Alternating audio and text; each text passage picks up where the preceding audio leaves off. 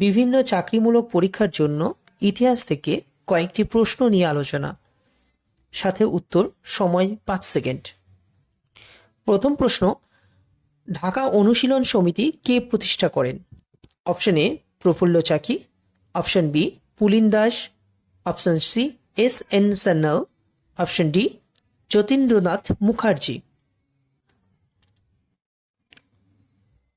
সঠিক উত্তর পুলিন Das.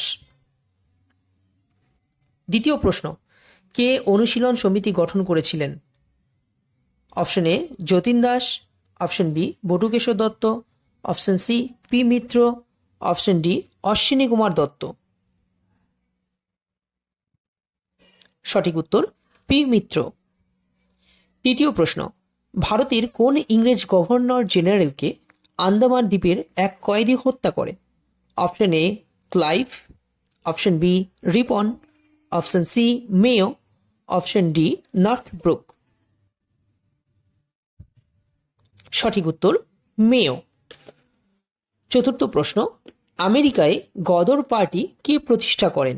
Option A Taraknath Das, option B Lala Hardayal, option C Ramchandra, option D Kazi Obaidullah. সঠিক উত্তর লালা হরদয়াল। পঞ্চম প্রশ্ন, নিম্নের কোন বিপ্লবী রাইটার্স বিল্ডিং আক্রমণ করেছিলেন?